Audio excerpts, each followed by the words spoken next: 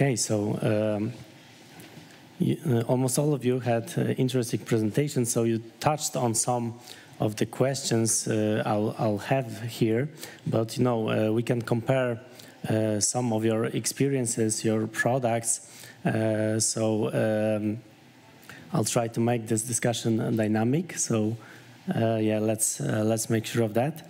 And yeah, let's maybe start with some general comments about this topic, so the trends and outlook on the passive investment market. And I'm especially interested in what is new, what has changed, because last year we had a similar discussion, and of course the world of investment, of technology is very dynamic. So yeah, what general trends you observe, what outlook you see for passive investment, and what has changed during the last year especially?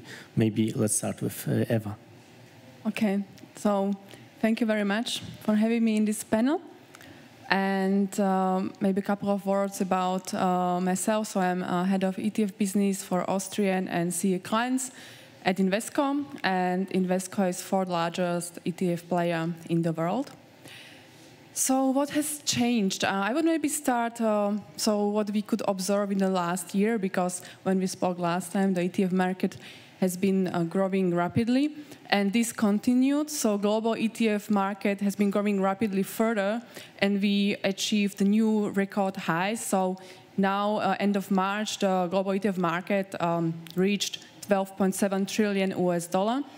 And when we look at our region in EMEA, so we as well see further growth, and net new assets in the UCITS EMEA ETFs reach $158 billion US asset management per last year.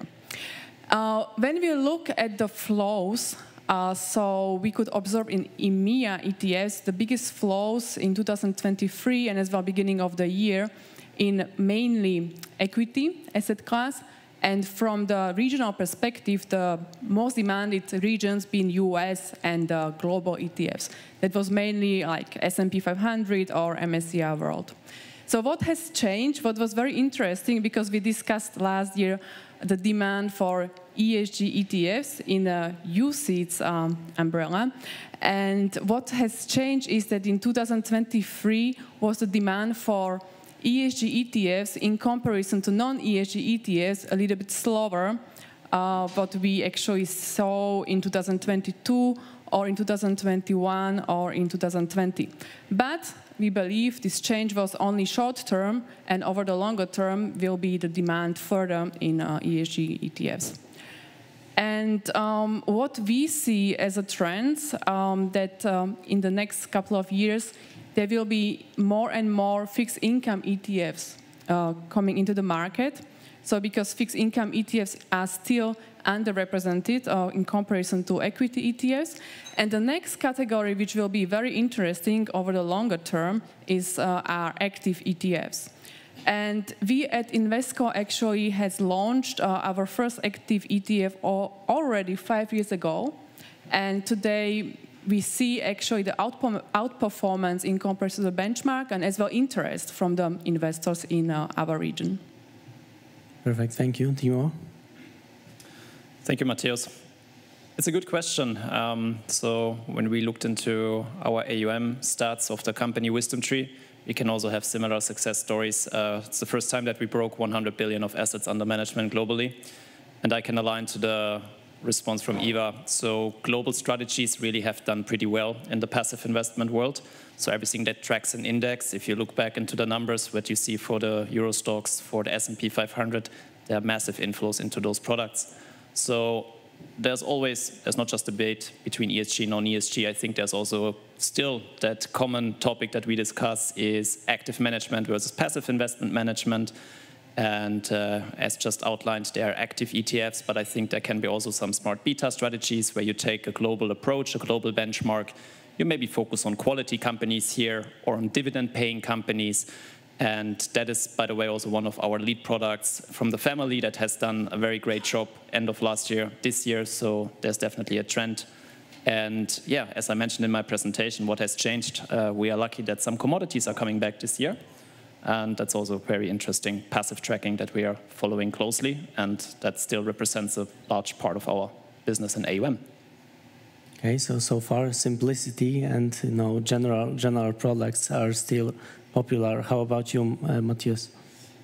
Yeah, thank you very much for the question. Also from my side, it's very great to be here again. It's one of the great events in Poland, especially on passive, and we're obviously looking forward to that cooperation. I think coming to the question you have, and let me be a little bit more specific also on the product side, I think what we saw as iShares, but I think in general in the industry, is that on the equity side, getting more granular, I think we heard that already today, is definitely one of the main themes. And this can be played in the area of thematics, but this is also true for sectors as well as for countries, right? To kind of go more into specific views. One example is emerging markets, kind of taking out China, being more granular either without China in the whole emerging market spectrum, or even looking at India, Mexico, and so on. So I think that's a clear trend we see now in the equity space.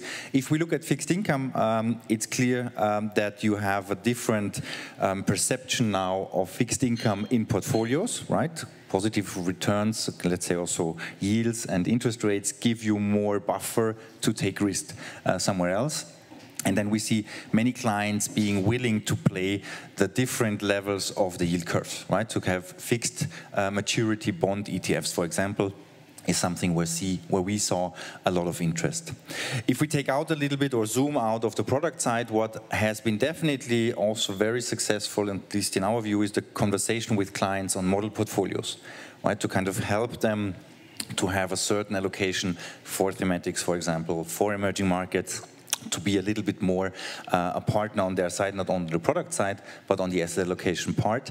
And lastly, I think what is driving the whole passive industry is the digital investment revolution. So everything which is coming now via our smartphones, where you have an easy app where you can easily invest, is definitely a huge driver and is kind of going from one record to the other record across the region, I would say EMEA, but you also have, let's say, very strong players here in Poland kind of driving that development.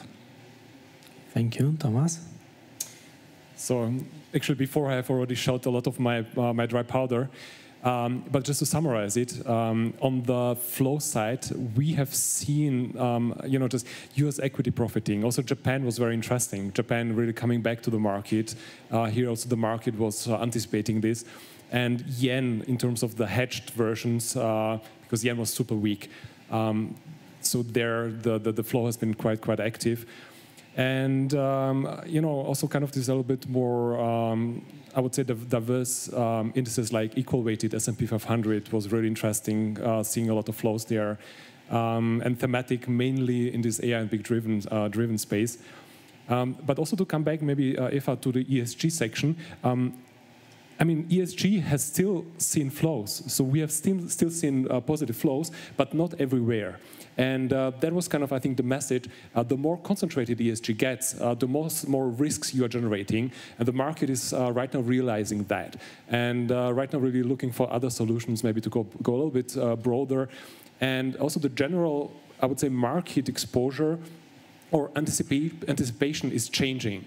So the investors do not see ESG as an investment strategy or a pure investment strategy. They see a little more how can we really generate impact and how can we influence something without just throwing out companies out of the index or out of the portfolio. So there is kind of a change of mind in this perspective. And fixed income, as Matthias already said, the duration component is super important because right now the inverse curve, the short end of the curve is really interesting. So when it's going to be normalizing, this region between 3 to 5 years duration is going to see kind of the biggest impact out of the interest rates coming back. And also corporates, investment-grade corporates have seen quite positive market environment. Thank you. Andrea, what's your view? So I would answer it from a slightly different view. And for those of you who don't know HANetf, we are clearly the youngest issuer amongst on the panel here. What we do is we have a white label model, which means that we work with external parties to launch our funds. So what we do get, we get a lot of ideas. Over the last 5 years or 6 years that we have been in the market, we've had somewhere around 1,000 different conversations with different people, from entrepreneurs, single people companies from the US, which is a very kind of dynamic market, to huge companies from Europe who have been around for 100 years who want to enter the ETF market. And you can see there's a kind of a wide variety of different new ideas that come to market. One example is that active, as you mentioned before. Some people have done it already. Invesco, JP Morgan, some of them are in the active space already. Active ETFs, I think, will be something we will see much more. In the US, it's already a very big trend. And this is called the Passive Investment Conference. And I think it's because people still sometimes associate ETFs with being passive. But an ETF or an ETP is just a wrapper. It's just something where you have an underlying strategy, and you package it into something that you can put in exchange, and you make it exchange traded. But it doesn't mean it has to be passive. And we see really different ideas coming to market. We see multi-asset ideas where people mix more than one asset class, fixed income and equity, or maybe commodities and futures, and even a derivatives overlay where you do option overlay to improve your equity strategy. So there's really a lot of ideas there. Some of them have really gained traction a lot in the US, and normally they come over a couple of years later to Europe. We see other structures like ETPs or ETCs, and as I said before, we have brought, as a company, we brought this gold ETC here to Europe, to Poland. You can do much more than commodities in ETPs or in ETCs. You can wrap all kinds of solutions. You can do a crypto. Cryptos are the best example of changing the underlying from gold to, in that case, cryptocurrencies. You can do anything else, anything that gives you enough liquidity to be traded on an exchange. Basically, your fantasy is the limit there, and the way you can make it practically, tradable on the exchange. So I think we'll see much more innovation coming there. We'll see it will be boutique providers. Often it won't be, bulge bracket large people, because you don't raise billions of assets normally in these things. You raise if you make a couple $100 million, you're lucky at the beginning. But it will give investors more diversity and more freedom to express their investment views and ideas. I think that's something we'll see over the next years. Thanks a lot. So the first general part is already behind us. So as Eva mentioned, the thematic investing, passive investing is gaining traction. So I wonder what themes or megatrends do you see are most popular, which are getting hot? So what are your observations on investment themes? Eva. Okay. So it's great that I can start, because we had today a presentation about Nasdaq 100, because this is the very good proxy of very good diversified and innovative theme. So I would say the first topic is this technology, innovation, AI-oriented theme. This is pretty much disguised. There is as well a lot of noise around these topics.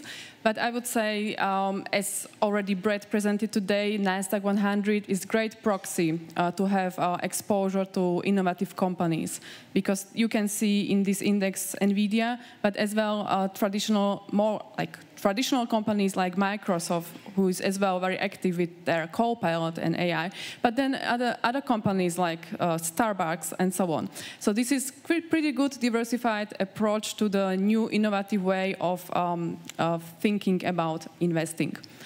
Then on the second point, which is a very interesting theme, moving a little bit other direction in the technology, now very popular crypto and blockchain ETFs. So after the quite very discussed boom in the news and with podcasts everywhere, as in US, the registration of the first crypto ETFs is now done. So a lot of investors been looking at this space, and you saw these massive inflows into these products.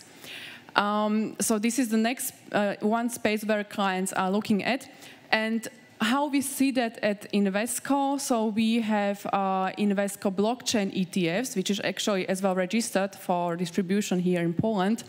And this is as well for the clients as a good way to participate in this blockchain ecosystem. And the way how we see these ETFs is that the investors are not directly in the cryptos like Bitcoin, Ether, and so on, but they are actually via this ETF participating in the companies which are participating in this blockchain ecosystem and will benefit from this ecosystem in the future. And it is a little bit different because these investors are much more diversified. Again, I have to comment on this diversification as I did in the first point. I think it is very important because in case the team will not develop as expected, the investors are still investing in the companies which have as well other traditional business models. But in case this team will be successful, then the investors will participate and are in the game with the blockchain technology. And maybe to finish it off, the last point where I see as well a huge theme is healthcare innovation and biotech. It is as well the way where investors are looking at, and we see this as a very attractive theme. Perfect. Thiemo, so megatrends and themes. Yes, AI, always interesting. There's definitely on top of the list artificial intelligence, but not only that part, also two themes which are closely related to AI. It's cloud computing and cybersecurity. Don't forget about those, please. So we are still working in a world where a lot of our working is also happening remotely. So we do a lot in clouds, companies, but again, I think even more important is cybersecurity. We have elections. That's a very prominent year of elections. About 40 countries and about 40% of the population have elections this year. And you've seen the news, so cybersecurity is a threat. And AI can work in both directions. It can prevent, it can help, but AI can also be used in the opposite way. So those three themes, AI, cybersecurity, cloud computing, are definitely on top of the list.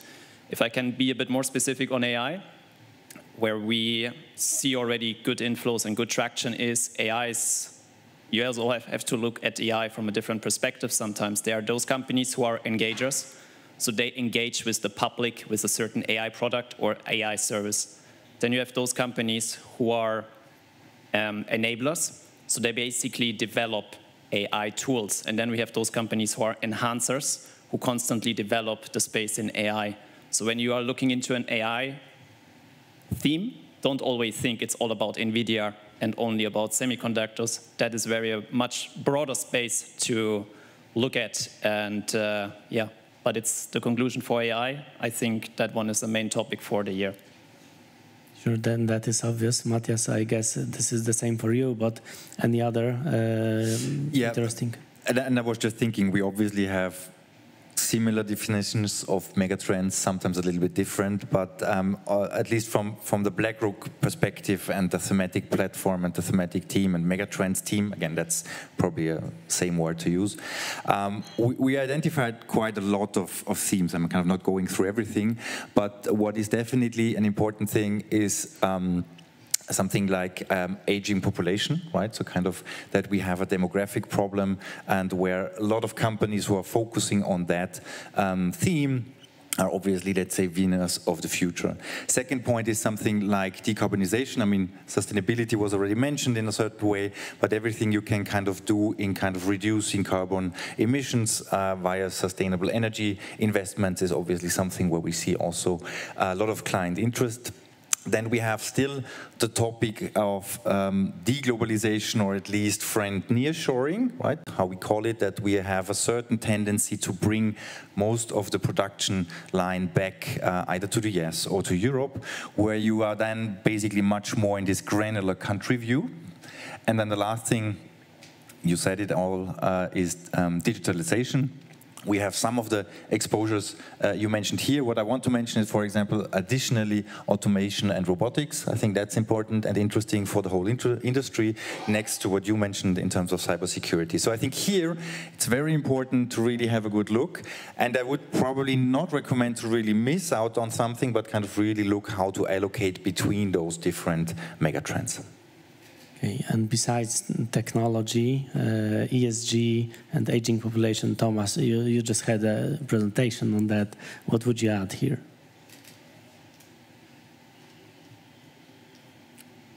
To be honest, the topics we in the financial industry are talking about are quite a nice representative on just what we are trying to communicate to the broad public.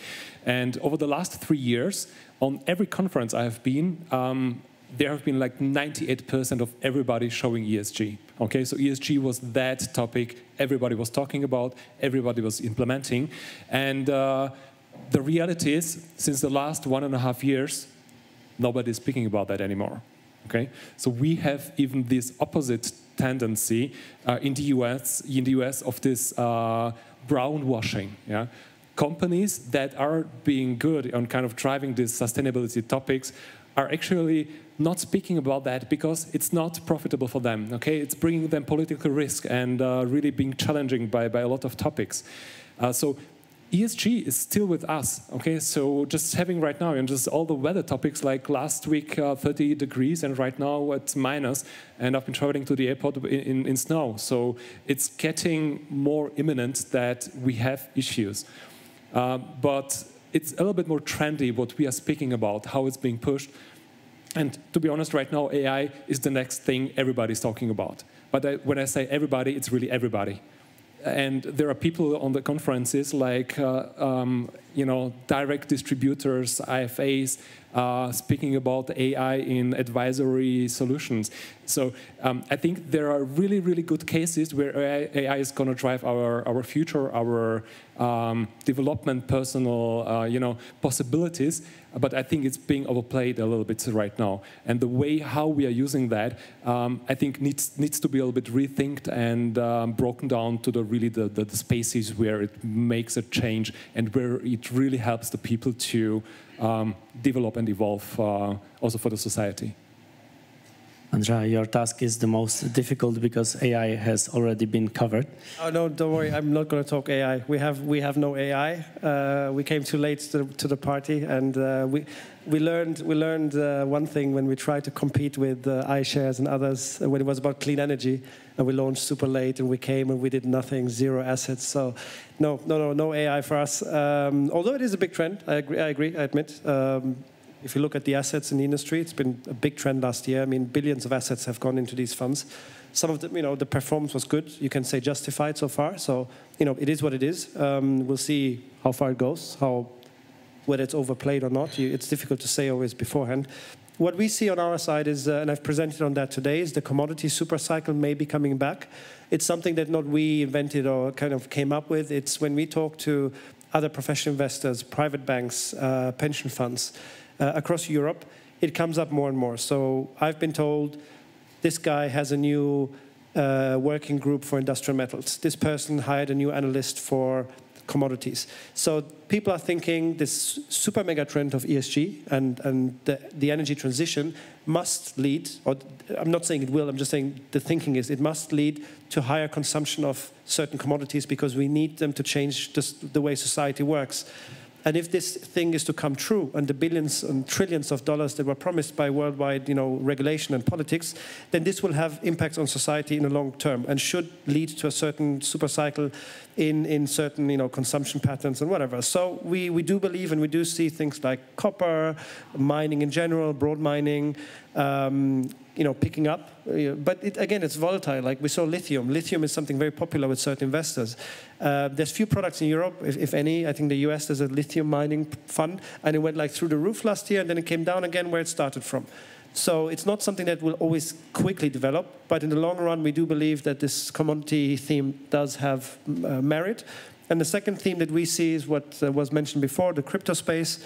We are active in cryptos, and it's also a diversification of crypto. So after the US approved the ETFs, I think it was a bit of a wake-up call also for some regulators in Europe, who before were a bit more skeptical, who said, okay, maybe we should be more open towards these products. The Luxembourg regulator, which is the biggest hub for multi-asset funds, for investment funds that use ETFs within their own products, is not allowing crypto investments so far. So if they ever were to say, okay, a UCITS fund can buy crypto, that could be a game changer for the European landscape in terms of flows that we see. And we see a diversification of products already today. It's not just Bitcoin, it's staking and yielding products, so we get kind of a dividend. You see basket products. So I think this space is developing fast.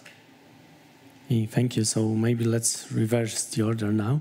And yeah, we talked a lot about AI already, but there is a different angle. So not only investment angle, but also AI, I can imagine, may change investing behaviors also, and technical ways to invest, and may especially change passive investing. So from that point of view, what do you think, how it may impact the passive investment world?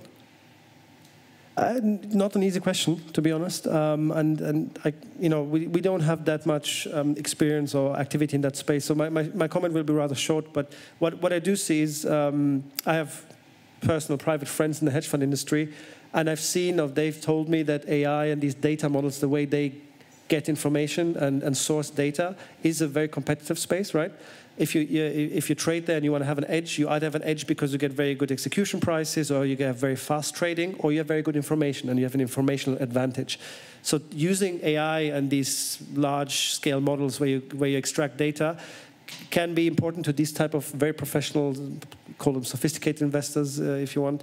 Does it play a role for the average day-to-day investor in a private space? I don't think so. For private investors, maybe if you were to go to a robo-broker, or to you have some large scalable capital or people like that in Germany, maybe they have the means and capacity to actually run these models and do something. Is it necessary for the day-to-day investor, who should be a buy and hold? And maybe not. Maybe in that space it doesn't play so much a role. I don't know, to be honest. What we do see is sometimes people coming to us with ideas of strategies being based on AI. So we had requests from external parties. They said, would you launch an ETF on my model? And it was like a black box model for commodity. It was a commodity strategy, and one was a futures-based strategy across asset classes. And they said, we've developed this thing over the last 6-7 years already, not just now. We've refined it more and more. We use the latest technology now, and we think we can create consistent alpha in a way that is replicable and tradable on exchange. Could you do it for me? That was a very interesting proposition. We're kind of still discussing these things. They're not, I can't say if they will ever come to become an investable product, but there could be something that might come one day more. So that's the only things that we see on our side. Tomas, what about you? I think we think about this topic way too complicated. We always expect some wonder tool that is going to solve our daily problems, or kind of be the wonder thing to get at hand. But I think to look at what it really can help us with is processing data.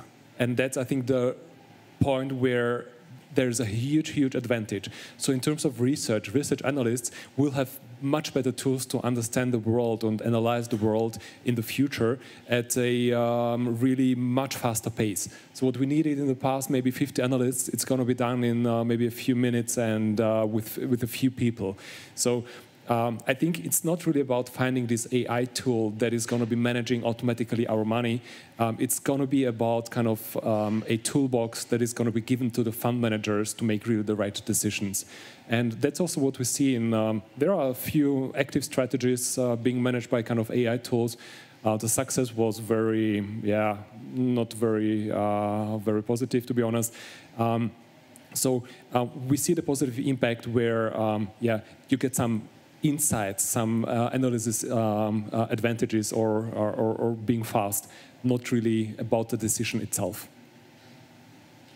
Matthias, BlackRock and iShares have a lot of data, I guess. So yeah, it's all about data, obviously. But that has been something already for quite a long time. But to be honest, I fully agree here with Thomas and also Andre. I think AI will be probably not the thing kind of changing the standard way of ETFs, right? In the first place, there are obviously kind of some areas where it could then help, but you have to probably see it, especially if you kind of design investment strategy from a different angle. When you talk, and we do that internally to our quants and to the systematic investment team, then they obviously tell you the same thing you said by saying, okay, we can be much quicker and much more efficient in kind of running in parallel different models to see which signal is interesting. So what they can do now on, let's say, with a mouse click, or let's say in a very short time, they can kind of run 1,000 different models. But then at the end, there's always a human sitting there and selecting probably only 2. So again, it's kind of the way how you process information, the way how you get to a point to make a decision. But then here there's still a human person needed to either define which models you're running, and then secondly, which one you are taking for a real investment decision. Kind of pulling that back into the passive universe, this would mean, and we heard it already in the first question, is that if you enter or if you combine the systematic quant active approach with passive, let's say in the replication standardized via an index, then obviously you have much more possibilities to run so-called semi-active indices, and these then wrapping them up in the ETF space. So I think that's basically the main advantage now for the investment world in terms of generating signals and then kind of making new investment strategies out of that. Perfect. And I also wonder about the investment possibilities, whether the market will be more efficient or not. So whether there will be more or less space for active management. Of course, maybe not contrary to passive, because of course it's good to invest both in active and passive. What do you think, Thiemo? Yeah, definitely. I mean, if we look into the AI space, how it has developed, if we look into the newest NVIDIA Blackwell chips today, those chips have made a massive run. Those chips didn't exist 5-10 years ago. So that will definitely help from the processing power also to apply AI to many more fields that are just impossible today or maybe not helpful. But I also think one important aspect of AI is not necessarily always replacing your job or the certain task. It can also just support it or make it more efficient. I mean, AI tries to be rational. People are sometimes not irrational at all. And what we also need to keep in mind is AI needs a lot of electric energy. So there's a lot of energy going into it. And we also have to think about that. If we want to use AI in so many spaces and ways, and now we talk about AI managing our funds, but we also have to keep in mind the risk behind all of that. And I think Andre made a very good point before. There are a lot of metals also needed to make electrification work and to keep AI and see in how many ways we can make use of AI, but it can be also just supportive. It does not need to replace our work sometimes. Thank you, Thiemo. And you made now a very good point about me making a good point before. No, just a little anecdote. There was, because I talked about uranium before. This lunchtime. And I actually forgot it was, I think it was Amazon or one of the data providers who, because there's so much energy need for AI, which is higher than predicted before for the whole industry with cloud and so on, they bought like a whole warehouse of servers with a little mini nuke reactor actually attached to it to provide the energy dedicated to that. So it's all one big system. It's interesting how these things interact sometimes. Yeah, I think Microsoft is doing the same. Okay, Eva, how about you? So I would like to comment on your comments and as well to add some of our views to the AI topic in asset management. So, yeah, I mean, there is some request to have AI like strategies, how to kind of build up the portfolio. You said, Tomas, that it wasn't so successful, some kind of strategies that you look at. I think we at the asset management should be very, very careful how we use AI. Because the capital markets, as we all know, they have very low signal-to-voice ratio, which means there is a lot of noise in the capital markets. And the AI system or AI algorithm, which is programmed naively, can actually absorb too much noise and then amplify this into the portfolio. And then as well, the problem is that an AI program will not identify the right signals, which actually a human can do. So this is the biggest risk of AI, that we will actually then run our AI managed portfolios, which will kind of, in the mass of the data, kind of having their algorithm and kind of pick up the noise, and it will not help us to generate alpha and a good performance. So this is could be used, definitely, but we should be very careful how we implement these algorithms and models into our portfolio management world. And then we should have the human resources to check if this is really like we would like to see. Then I would like to comment on two use cases we see successful implementation currently today of the AI technology and development. The first one, which was very successful, is trading. because you have mass data and you can build on this data algorithm that can actually help us to decide on when to trade and how much to trade, to actually have as low as possible market impact. And of course, with that, you can save your trading costs. And this is something which a lot of asset managers and trading desks are already using, and actually it proves it is pretty successful and working pretty well. And the second use case I would like to mention, because we at the Invesco, we are very innovative, and we have our systematic quant team in Frankfurt, and they are using already this technology which calls natural language processing. There was a couple of comments on that technology today already. So we at Invesco, our systematic team for our semi-active systematic managed ETFs use that in the way that this natural language processing gives us an indication on the quarterly earning meetings of the tone, how the information about the earnings, about the company has been presented. So we are not interested to kind of filter what is being said, but how it is being said, what is the tone of the speech of the managers of the companies. And then that should actually give us the indication of the future of the company, how confident are the speeches, how confident is actually the data which is set.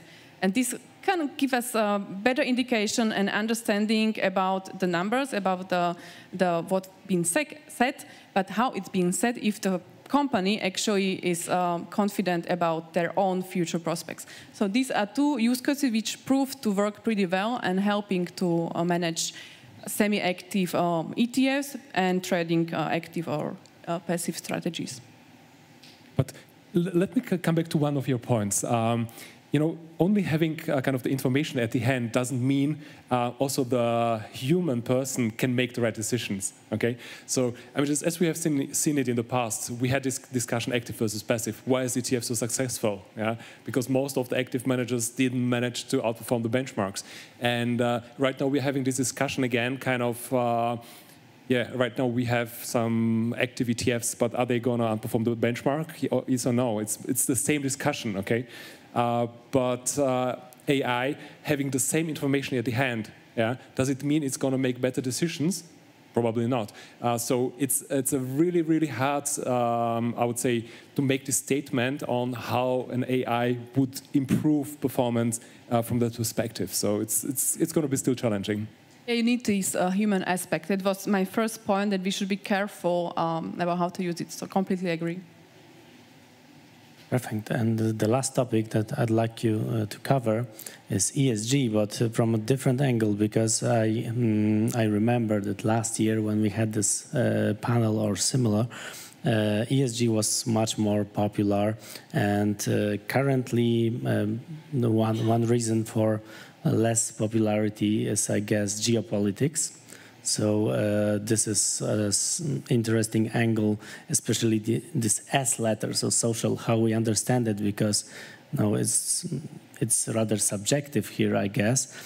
So how it changes, like thinking about ESG, this geopolitical conflicts, and the second thing is that.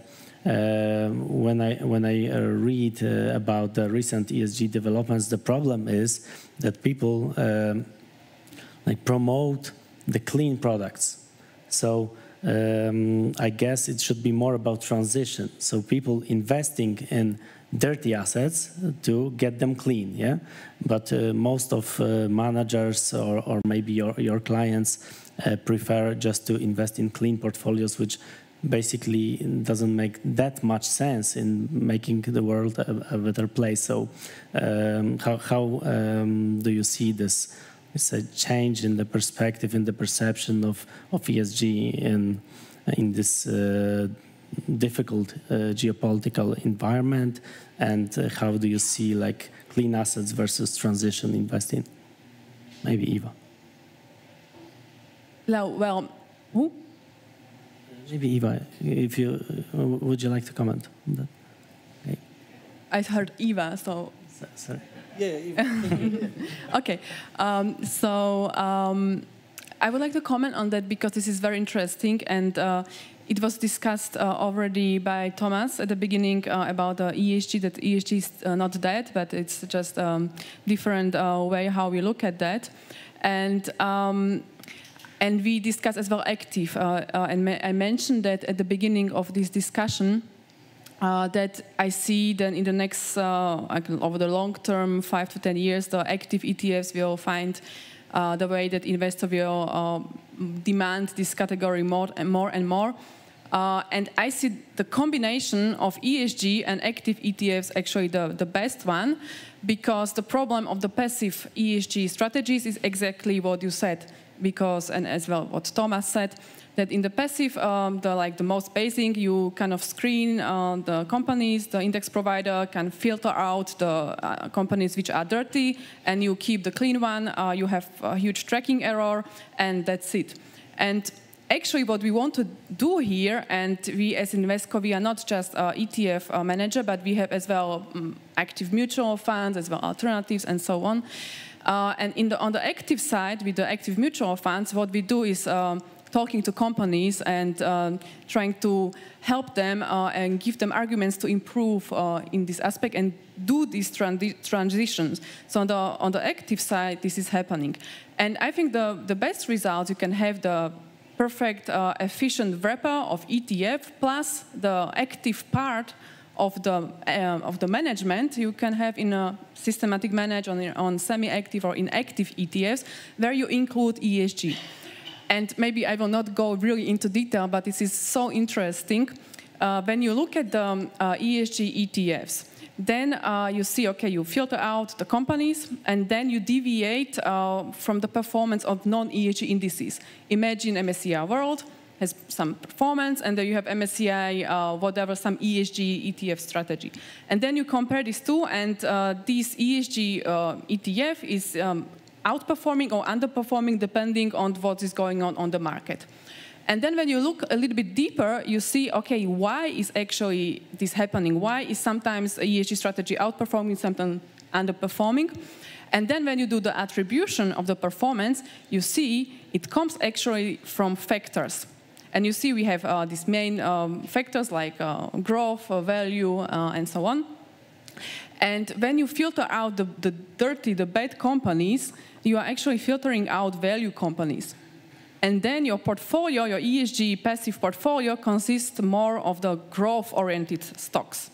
And then when the growth is outperforming, then your ETF is doing well. But when value is outperforming, then the ESG ETFs are actually behind. And that was what happened actually last year. And that was something which as well investors wasn't aware that these factors and this filtering out of the ESG non-very green ESG companies will have such an impact. So, and now active management come into place, because in the quant managed or systematic managed ETFs, what you do, you filter out and you talk to the companies, you look at the companies, you improve your ESG score, you improve your carbon emission and so on. But additionally, what you do smart portfolio construction, and you actually change the growth and value factor exposure that it is closer to non-ESG benchmark. And you can do that. But on the passive side, on the real passive indices which are broadly available on the market, these indices are not doing that. So you can actually have added value when you manage actively or systematically ESG ETFs. I don't agree. Okay, so tell us why. There are so many methodologies for the ETFs that to put this statement is quite hard, actually. Because, as you are saying, there are so many shades of green in the market in the meantime that saying this is the correct or the right one to go, it's very hard to say. And the active guys are doing the same thing. So we just define it by more rules. It's more rule-driven by the active guys, rule with an oversight of a portfolio manager. So it's actually, the status is very same, at least my personal opinion. Active managers can add value, okay? So, but it's a little bit different shade of green. But we should ask ourselves, what is ESG helping the development. I mean, just what do we want to reach with ESG? And as you stated completely right, Eva, it's about having a broad portfolio. And this is where actually also the European Commission actually comes in, because the EU climate transition benchmarks are doing exactly that. So you have a very broad portfolio with a target of how to achieve the decarbonization. So EU has done a lot of really, really good work that still has to be accepted by the market. And the thing is, the solutions are there, but the investors don't really buy that. So in the retail, almost nobody really cares. And to explain what is an EU transition benchmark, it's really hard. And here we need to do a lot of education on really understanding how this is happening. I think just one point to add, and you kind of said it also, Mateusz, at the beginning of that question, is that there is basically no successful sustainability strategy without transition, right? So I think we all agree that obviously there's one thing in kind of screening out, going for the best, depending on certain criteria, and then there's a second part which is also very interesting in terms of investment return thesis, which is called transition investing. And everything what is in there is basically the really interesting part in terms of getting invested and helping to progress in sustainability. So I think you cannot, no one did it obviously, but you cannot separate that. I think that's important. But I think also, maybe just to add one topic thing to this, there are solutions. There's a lot of good stuff going on in the market, which is, for example, the IIGCC, so Institutional Investors Global Group for Climate Change, defining the SBTIs. Stupid words, I know.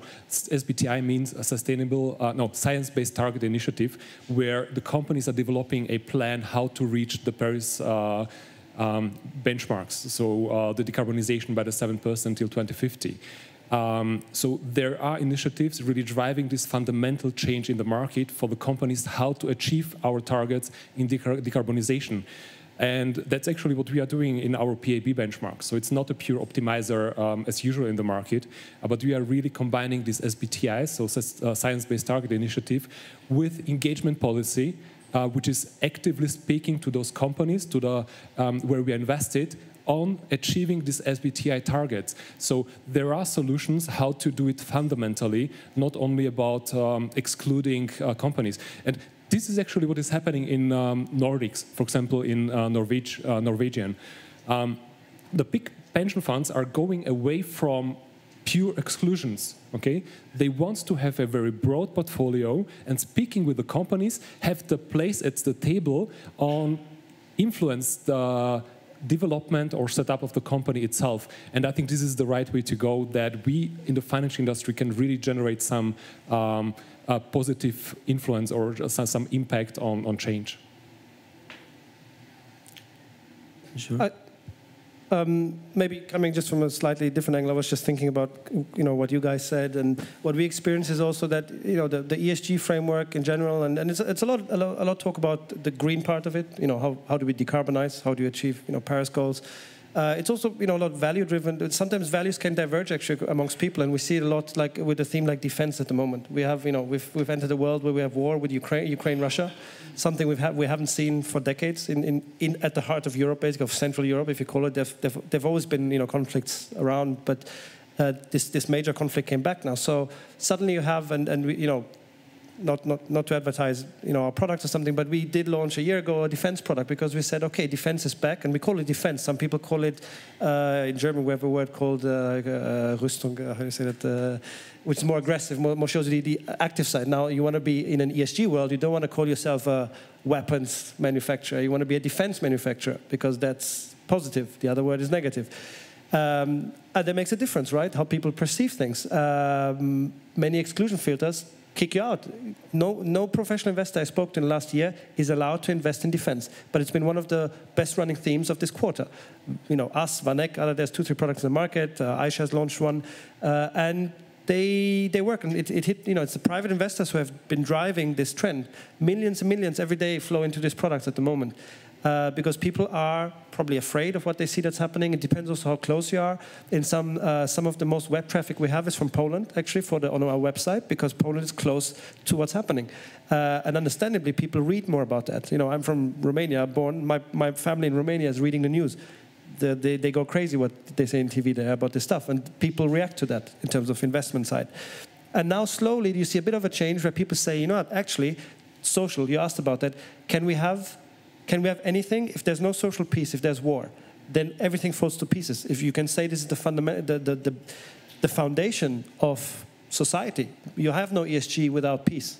So is defense then ESG? You can say yes, it's the mother of ESG themes, in theory. When you defend yourself against aggressor, but it can quickly turn around, right? So it's not easy, not difficult, and people have to make up their mind. Some people now slowly went to banks, went to pension funds, who said we are okay with that. We feel comfortable investing in that. We're looking at it.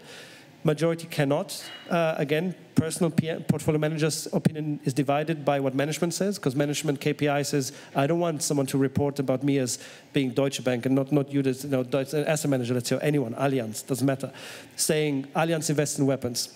The manager gets fired maybe. But the actual downstairs, that below, is a different story. So it's a very complex topic, and it's evolving over time. Okay, so there is some space left for active management, I guess. There's always going to be, I think. I mean, just active managers is with us, and the more standardization in the market is going to happen, the more kind of opportunities are going to be there. So we like both. I mean, just active and passive management has both legibility to live on the side. Thiemo, would you like to comment? Yeah, maybe going back a little bit, ESG is not a product. I mean, ESG is in the end a development, a journey, a process that we all have to follow in some way. And it's right to be there. I mean, if I'm not mistaken, Amnesty International has released their annual report today. And if you look into the human rights and the social factor here, it's actually alarming. So it's important that we consider those ESG criteria. But I also want to say there are also two sides of ESG. ESG for us as a company, as WisdomTree, and ESG in what we invest. So that's also sometimes where people forget about that. And we talk about data and filtering and kicking out and the green ones and the brown ones, but in the end of the day, you do that also on data, and you have to be careful with data and transparency of data. So at WisdomTree, we are also conservative on these terms of ESG and how green and how excellent companies are. There are definitely those around. But when we structure products, we are very cautious here. Just to give you a number, we have only 2 Article 9 funds, SFDR Article 9 funds, which is rather low, probably compared to what people here have. And we're very conservative here. But it's a process, it's a development. We have to follow it. We look into it, and yeah, it's an interesting space. And on the ESG side, as I said, yeah, it's about data. And you also have to be very careful how you read the data and how transparent this data is. May I comment on the Tomas comment? We believe that it makes really sense to talk to the companies and to see this transition more than to kind of de-invest from the companies. Because when you de-invest from the companies doesn't have the money to do the change, and that's the problem. Imagine, as energy is a very tricky sector. Imagine when we will imagine when we will de-invest from energy, then who will power our AI? So our ChatGPT, our Copilot, what we discussed previously. So I think this is very important to do the talks to the companies to make them improve that. And yeah, of course, the company which is not interesting to do anything about, and let's de-invest from that. And that was my point about the active part of the strategy. And to do then the construction the smart way, will nobody actually be angry when the portfolio will perform well and additionally improve ESG score. That's just wanted to comment to you. Just a very quick response. Please, because I think it's very important. On this one, when a company gets de-invested, what's happening? This company already refinanced themselves. They are on the equity market. They have financed themselves. So when we de-invest, the price goes down. Okay, the management maybe is going to get cut the bonuses for the year, but nothing else happens. And that's the biggest challenge. If we de-invest, it's not going to change the mind of the company. But at least that's my personal opinion, which makes kind of the decision-making really hard there. Okay, thank you very much. I'm afraid we're running out of time, unfortunately, because I can see that you are just warming up with this discussion. So it's a shame, but thank you very much. Very interesting. Thanks a lot.